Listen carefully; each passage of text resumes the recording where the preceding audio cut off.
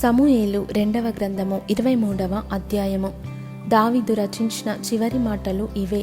యెష్షయి కుమారుడగు దావీదు పలికిన దేవోక్తి ఇదే. యాకోబు దేవుని చేత అభిషిక్తుడై మహాధిపత్యము నొందినవాడును, ఇశ్రాయేలీల స్తోత్రగీతములను మధురగానము చేసిన గాయకుడునగు దావీదు పలికిన దేవోక్తి ఇదే.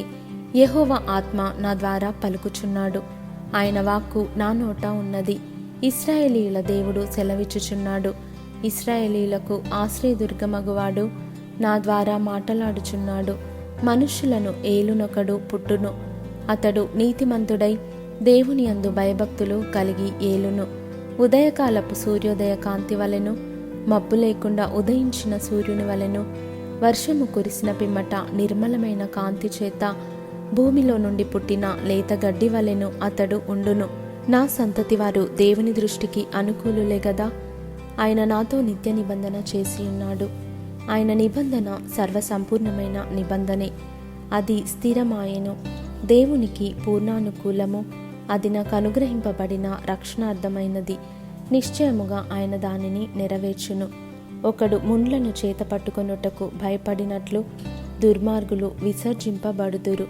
ముండ్లను పట్టుకొనువాడు ఇనుప పనిముట్టునైనను బల్లెపు కోలనైనను వినియోగించును గదా.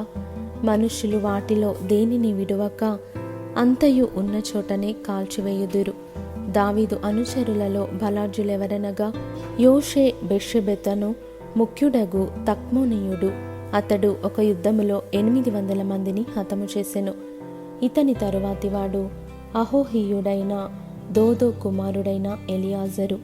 ఇతడు దావీదు ముగ్గురు బలాఢ్యులలో ఒకడు. యుద్ధమునకు కూడి వచ్చిన ఫిలిష్తీయులు ఇశ్రాయేలీయులను తిరస్కరించి ఢీకొని వచ్చినప్పుడు ఇశ్రాయేలీయులు వెళ్ళిపోగా ఇతడు లేచి చేయి తిమ్మిరిగొని కత్తి దానికి అంటుకొని పోవు వరకు ఫిలిష్తీయులను హతము చేయుచు వచ్చెను. ఆ దినమున యెహోవా ఇశ్రాయేలీయులకు గొప్ప రక్షణ కలుగజేసెను. దోపుడు సొమ్ము పట్టుకొనుటకు మాత్రము జనులు అతని వెనుక వచ్చిరి. ఇతని తరువాతి వారెవరనగా హరారీయుడగు ఆగే కుమారుడైన షమ్మా. ఫిలిష్తీయులు అలచెందల చేనిలో గుంపు కూడగా జనులు ఫిలిష్తీయుల ఎదుట నిలవలేక పారిపోయిరి. అప్పుడితడు ఆ చేని మధ్యను నిలిచి ఫిలిష్తీయులు దాని మీదికి రాకుండా వారిని వెళ్ళగొట్టి వారిని హతము చేయుట వలన యెహోవా ఇశ్రాయేలీయులకు గొప్ప రక్షణ కలుగజేసెను. మరియు 30 మంది అధిపతులలో శ్రేష్ఠులైన ముగ్గురు కోతకాలమున అదుల్లాము గుహలోనున్న దావీదు నొద్దకు వచ్చినప్పుడు ఫిలిష్తీయులు రెఫాయిము లోయలో దండు దిగియుండిరి. దావీదు దుర్గములో నుండెను. ఫిలిష్తీయుల దండు కావలివారు బెత్లెహేములో ఉండిరి. దావీదు బెత్లెహేము గవిని దగ్గరనున్న బావి నీళ్లు ఎవడైనను నాకు తెచ్చి ఇచ్చిన ఎడల ఎంతో సంతోషించెదనని అధికారితో పలుకగా ఆ ముగ్గురు బలాఢ్యులు ఫిలిష్తీయుల దండు కావలి వారిని ఓడించి దారి చేసుకొని పోయి బెత్లెహేము గవిని దగ్గరనున్న బావి నీళ్లు చేది దావీదు నొద్దకు తీసుకొని వచ్చిరి. అయితే అతడు ఆ నీళ్లు త్రాగుటకు మనస్సు లేక యెహోవా సన్నిధిని పారబోసి, యెహోవా, నేను ఇవి త్రాగను, ప్రాణమునకు తెగించిపోయి తెచ్చిన వారి చేతి నీళ్లు త్రాగుదునా అని చెప్పి త్రాగనొల్లకుండెను. ఆ ముగ్గురు బలాఢ్యులు ఈ కార్యములు చేసిరి. సెరూయా కుమారుడును యోవాబు సహోదరుడునైన అబీషై తన అనుచరులలో ముఖ్యుడు. ఇతడొక యుద్ధములో 300 మందిని హతము చేసి వారి మీద తన ఈటెను ఆడించెను. ఇతడు ఆ ముగ్గురిలో పేరు పొందినవాడు. ఇతడు ఆ 30 మందిలో ఘనుడై వారికి అధిపతి ఆయను గాని మొదటి ముగ్గురితో సమానుడు కాకపోయెను. మరియు కబ్సెయేలు ఊరివాడై క్రియల చేత ఘనత నొందిన యొక్క పరాక్రమశాలికి పుట్టిన యెహోయాదా కుమారుడైన బెనాయ అను నొకడు ఉండెను. ఇతడు మోయాబీయుల సంబంధులకు ఆ 2 శూరులను హతము చేసెను. మరియు మంచు కాలమున బయలువెడలి బావిలో దాగియున్న యొక్క సింహమును చంపివేసెను. ఇంకను అతడు సౌందర్యవంతుడైన యొక్క ఐగుప్తీయుని చంపెను. ఈ ఐగుప్తీయుని చేతిలో ఈటయుండగా బెనాయ దుడ్డుకర్ర తీసుకొని వాని మీదికి పోయి వాని చేతిలోని ఈటె ఊడలాగి దానితోనే వాని చంపెను. ఈ కార్యములు యెహోయాదా కుమారుడైన బెనాయా చేసినందున ఆ ముగ్గురు బలాఢ్యులలోనూ అతడు పేరు పొంది ఆ 30 మందిలో ఘనుడాయెను. అయినను మొదటి ముగ్గురితో సమానుడు కాకపోయెను.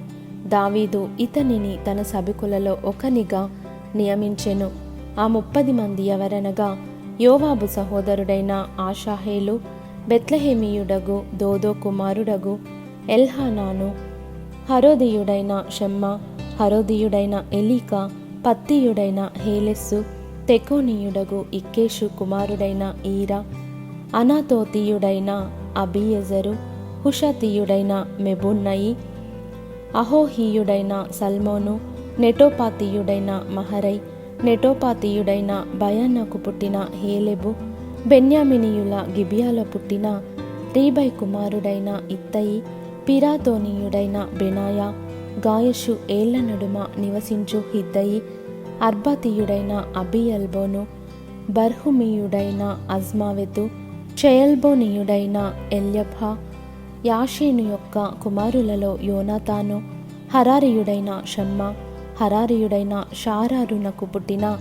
అహియాము, మయకాతీయునికి పుట్టిన అహస్బయి కుమారుడైన ఎలీపేలెటు, గిలోనీయుడైన అహీతోపెలు కుమారుడగు ఏలియాము, కర్మెతీయుడైన హెస్ట్రై, అర్బీయుడైన పయరై, శోభావాడగు నాతాను యొక్క కుమారుడైన ఇగాలు, గాదీయుడైన బాని, అమ్మోనీయుడైన జెలెకు, బెయేరోతీయుడైన నహరై, ఇతడు సెరుయా కుమారుడగు యోవాబు యొక్క ఆయుధములను మోయువాడై ఉండెను. ఇత్రియుడైన ఈరా, ఇత్రియుడైన గారేబు, హిత్తీయుడైన ఊరియా, వారందరూ 37.